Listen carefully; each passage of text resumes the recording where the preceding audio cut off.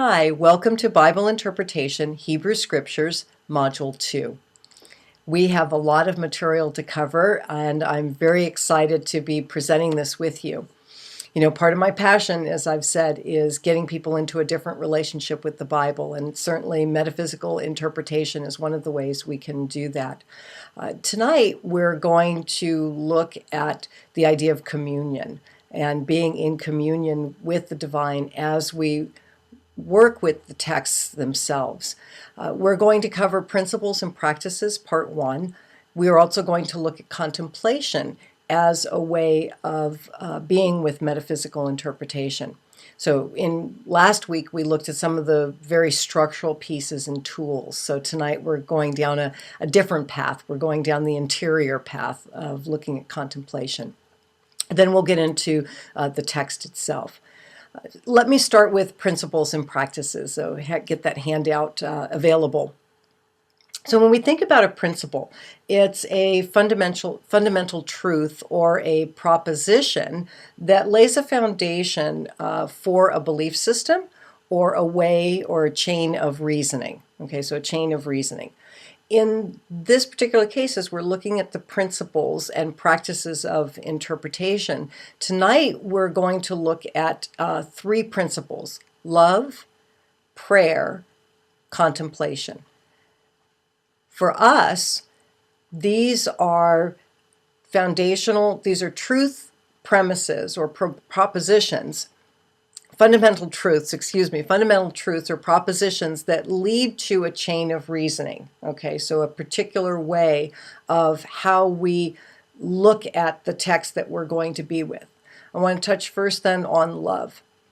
So love of the Bible refers to your relationship with it. And as we, talked about before, not everybody is passionately in love with the Bible, but what I hope is that you will be able to come into this with more of a beginner's mind, to allow your relationship with the Bible to evolve. It's kind of like, you might have been told something about somebody, but when you actually encountered them directly, you had a different experience with them. And I'd like to hope that the same holds true for you as it relates to the Bible, that you can come into a different experience of it, sort of forget what you've been told about the Bible and come into the readings in a very different way.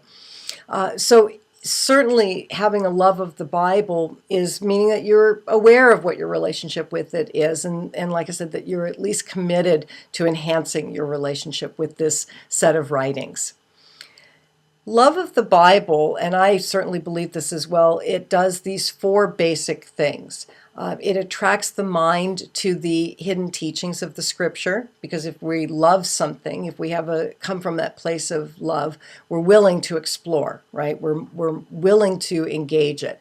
So it attracts the mind to the hidden teachings of the Scripture. It unifies the mind with the truth that's revealed. It expands the mind with spiritual understanding. And it dissolves from mind belief that is not in agreement with truth, right? So we're certainly seeking the capital T truths, which we can mine from the scriptures we are working with. So love opens us up to the Bible in a different way than simply coming at it from the analytical, rational way of approaching it. Prayer, certainly a fundamental truth that we have is prayer. So prayer attunes us to the invisible word. It centers us in God's mind. Prayer clears the mind and focuses it on the task at hand. And prayer, really honors the presence of God that is expressing through this object of focus. In this case, we're applying it to the text itself, the biblical writings. And then contemplation. So contemplation through this meditative inquiry, contemplation allows the intellect to be used by the greater intelligence of God. And it leads the mind from the letter of the word to the spirit of the word. This is where we're trying to move to in what we're doing with metaphysical interpretation. We want to move beyond the letter of the law or the letter of the word and into the spirit of the word. So these first principles of interpretation of love, prayer, and contemplation move us from the exterior, ergo the different tools we looked at in week 1, and it moves us to an interior. Okay, so starting to come from the place of inside out. Having now a foundation of what these principles are, I want to move to the contemplation handout. Okay. So we have some statements of contemplation, but before I go there, I want to really touch on the psalm, because I love this particular verse out of Psalm 119, and as you can tell at verse 99, it's a pretty long psalm. I have more understanding than all my teachers, for your decrees are my meditation. Wow, just breathe into that. Your decrees are my meditation. So what does that mean? You know, we take the word, we take what we hear, in this case what we're going to be reading, and we make that the object of the meditation, which allows it to percolate and go deeper within our own experience of it. So let's look at some of the statements of contemplation. Contemplation is a form of inquiry as we are engaging it, so that there is a removing of, as it says, this illusionary veil between what's spiritual and what we consider worldly, and really bringing the two together. Contemplation merges you with the experience of what you're contemplating. So we're really wanting to come from inside of what we are sitting with and allow it to touch us in a deep way and touch us with our Christ, as we call it, our Christ identity. Contemplation is about a beingness. It's really not about a thinkingness. Yes, absolutely, the brain, the mind is engaged, but it's not engaged in that same way of an analytical, rational way of approaching it. It's really coming more from the creative and intuitive part of ourselves. And contemplation heightens our awareness of God and, brings us into the experience of awakening. So we use contemplation now in relationship to metaphysical interpretation as a way of gaining a deeper access with the text that we are, going to be working with tonight. So let's talk a little bit about some guidelines and steps in the process of how we want to use contemplation in what we're doing. When we come into the point of being ready to sit down and actually do the process, we certainly want to invoke the presence, right? We all do that when we sit down to meditate, whether it's about interpretation or just in our time of meditation, we invoke the presence. Really ask and open yourself to the presence of the divine as part of the experience you're getting ready to step into. We say trust the environment. Have a place where you really feel comfortable doing the work that you're doing. It may be in your home. It could certainly be in your office. I would say, let go of distractions. Put the phone on airplane mode. Close emails so that you're not hearing that ding, which we would normally respond to, and it takes our focus of attention away from what we're doing. It's a distraction. So make sure that when you're coming into this time of contemplation, that you have a place where you really can just center yourself and be. Focus your mind. Maybe you want to attune to your senses, attune to how your body is feeling. Just really let yourself fully inhabit where you are in this moment as you are preparing to work with your metaphysical interpretation. Now, before I move to the next step, in between focus the mind and open the feelings, this would be the juncture where you would read the text again, if you haven't already read it, but where you would read the text again. And then I'm going to step through I'm going to go through the rest of the steps, but I would say when you actually are ready to do the practice, you want to really make the insertion of reading the text, okay? So we open to the feelings, right? You have to have read the text in order to be able to be open to whatever feelings are elicited. See what arises within you. Again, if you have a very strong reaction to the text, then remind yourself of the presence of God, where you originally committed yourself in invoking the presence. Write down a response. Okay, so write your responses just in single words or brief phrases. Don't go into novellas at this point. Just brief, brief phrases and statements in your response to the feelings you're having about the text that that we're working with. Ask yourself some questions. Who, what, why, when have occurred to you as you are regarding the responses that you've had. Okay, kind of going deeper as far as why this is coming up for you, or what does it mean to you. And then at the end of the process, you want to answer from your own intuition, from your inner being. What is arising for you. Just repeat each question and write down your spontaneous answer. Then summarize your answers into what would be your brief interpretation of the passage you've been contemplating. Certainly you can create a prayer statement, although that's really not the focus of what we're doing here. This is a multi-purpose document, so it can be used for creating affirmations or prayer statements. For our purposes, we are using it for metaphysical interpretation, so you could certainly create a prayer statement if you like, but that's not really the intention here. Summarizing your answers will be the output of your process in terms of creating your interpretation of the text through the process of contemplation. Okay? So just once again, breathe into that. As I began with, last week we looked at the outside the structural tools. So really what I'm looking to have you take away from this segment of my commentary is that our metaphysical interpretation, the work that we do with the text, isn't all about looking things up in the Metaphysical Bible Dictionary or the Revealing Word, which are certainly part of the tools we use for interpretation. It's also about our felt experience of it, because the wisdom is within us, and we want to see how the text itself, how the reading interacts with the wisdom that is within, which brings us back to how we're going to enhance our relationship with the Bible and with the writings, just like we would enhance our relationship with anyone else that we care about. We see how their interaction with us affects us. We can ponder that, we can contemplate it, and then see where it leads from there.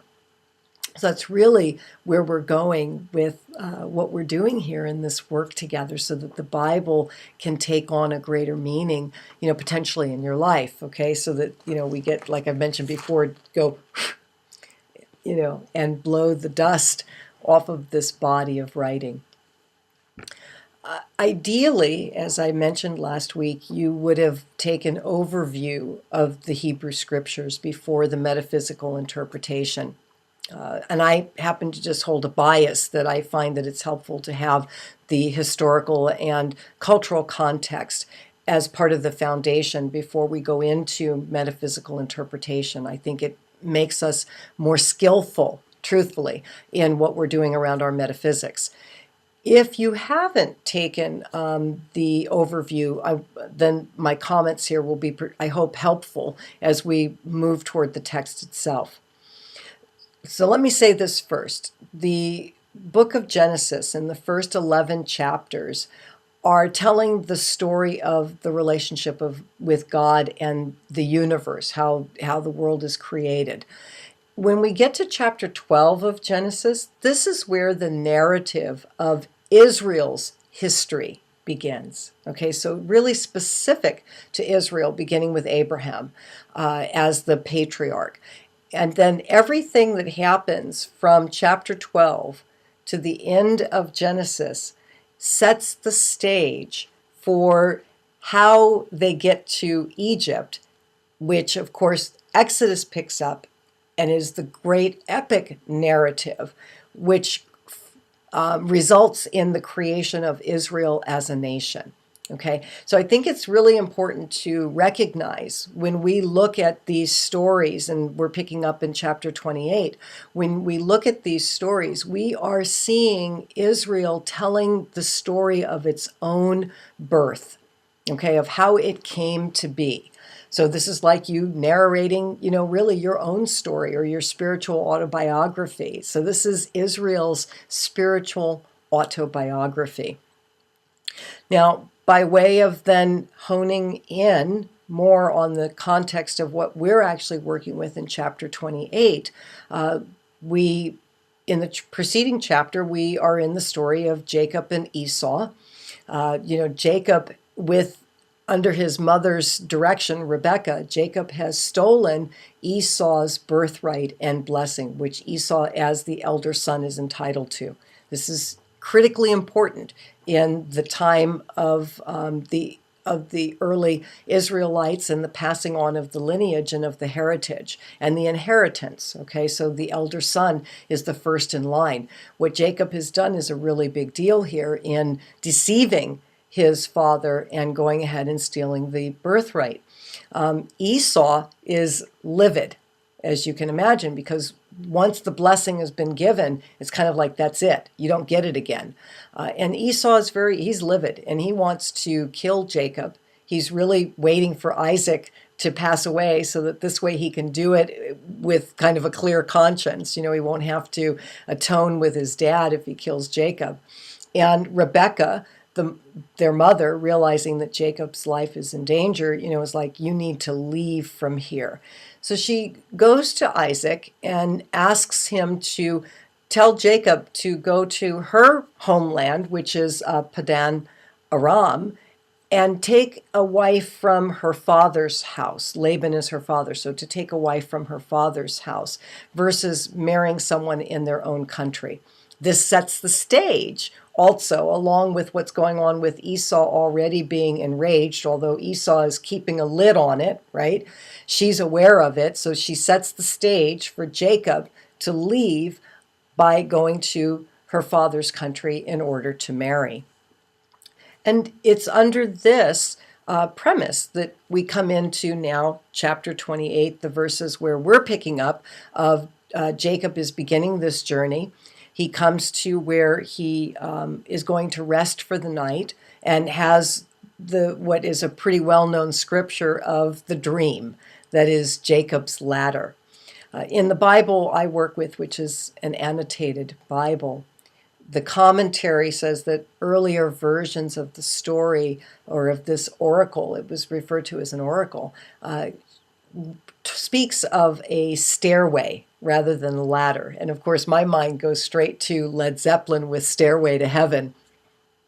Okay, digress. But by the same token, I do recognize that much of our music and, movies and things are inspired by biblical stories. So I had to laugh about that, about the Stairway to Heaven.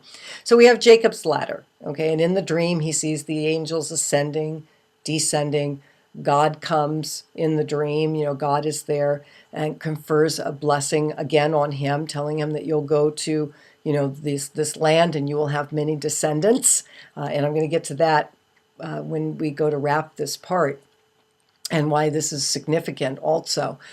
And then when Jacob wakes up and realizes, oh, God is here, he does something that if you're a backpacker or a hiker, you're perhaps familiar with, is he creates a cairn, a C-A-I-R-N, a pillar of rocks, which is a way of marking a spot. Sometimes hikers do it if they're planning on coming back the same way. They may mark it as part of the, knowing which way to go on the trail, or because of something significant, they've gone ahead and created a pillar to mark that spot, which is what Jacob has done. He's created a pillar, he's marked the spot, and he says, listen, I love this part too, by the way, for those, if you're thinking about kind of the church and how we give, he ends by saying, I will surely give 1/10 to you, to God. You take care of me, I'm surely going to give 1/10 to you. So we have another very ancient reference to the idea of giving 1/10 of one's wealth however it is that they experience wealth, of giving a tenth of that in return back in God as a way of acknowledging the abundance and the blessings we receive. I just wanted to point that out. So this gives us the story, right, that you're going to be working with tonight in the using contemplation as the process for your interpretation and what the story means to you. Which brings us to the discussion board, as far as what does the dream of Jacob's ladder say about your particular spiritual journey. Now, I want to say this about reading the text. I believe that it's helpful to read it through at least 2 or 3 times. And within that, to read it aloud, at least once, to read it aloud. There is something about reading the story, reading the text out loud, that really has a way of bringing us into the middle of it versus standing outside of it and looking at it in an objective kind of way. I think reading it aloud actually makes it a more subjective experience, right? Because there's this vibration of what's going on through your body, through your voice, and through the power center of the throat as we speak the words aloud.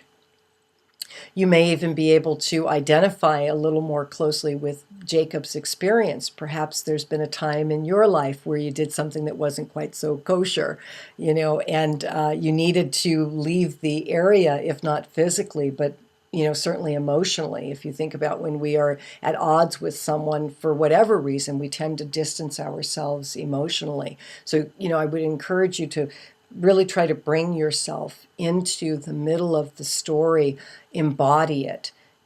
This way, when you come into contemplation with it and in the contemplative process, you can really sit with it and see what parts of the story float into your awareness. What floats up for you may not be necessarily the same as what floats up for someone else in the class. There may be a particular sentence or word which really captures your heart, and you want to allow yourself to, really be with it.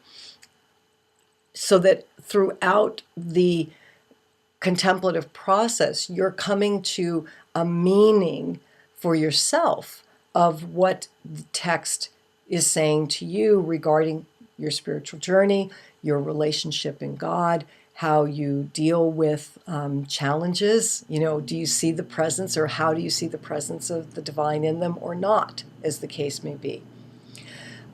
The rest of the story in Genesis, that's why I said I wanted to come back to it. A couple of things happen here. Certainly, eventually there's a reconciliation between Jacob and Esau.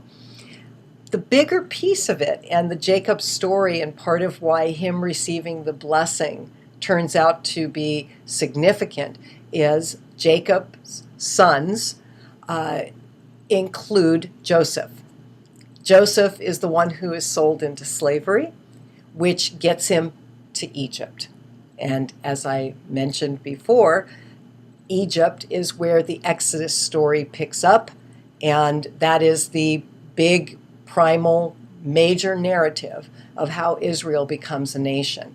So its history begins in chapter 12 of Genesis, telling its own story of becoming, which gets them to Egypt. And so Jacob having the blessing, and then having the sons, including Joseph, get them into Egypt so that then there can be this freedom. I want to also mention, which is part of the history class, and I think also is important, though, when we're looking at metaphysical interpretation. Thematically, the Bible is about God's promise and fulfillment. Promise and fulfillment are central theme from the Hebrew scripture all the way through to the Christian scriptures, which, if you take an overview, you'll hear me say, they were Jewish. Jesus was Jewish. His followers were Jewish. Okay, so of course there is this theme that shows up regularly of God's promise and fulfillment. In unity, we think about co-creating. We're moving toward something in our lives, the promise and intention that we set. God, as spirit, is part of the fulfillment of that. Sometimes The fulfillment may come through with easily, without struggle, and sometimes it comes through with challenges. So, in the idea of promise and fulfillment, sometimes that fulfillment is challenged or threatened, and then we're looking for how do we learn from it, and where is the presence of God still moving us toward that fulfillment. And certainly, Jacob's story is a part of that promise and fulfillment. So, I encourage you again to go deep into the text, read it aloud, sit with it. Allow yourself, give yourself the spaciousness to be with the contemplative process. Review the principles of love, prayer, that then set the stage for the contemplation itself. And then within the contemplation, simply approach it the way you normally would your meditation time. Except in this case, we are focusing on something written rather than perhaps a thought that you want to sit with and bring into the meditation experience. So, my friends, I just send you great blessings and really hail you for being with this, and I hope that it turns out to be something really wonderful and meaningful for you. I look forward to seeing your responses on the discussion board, and we'll come back in with some conversation related to it when we get together for Module 3. So many blessings. Namaste.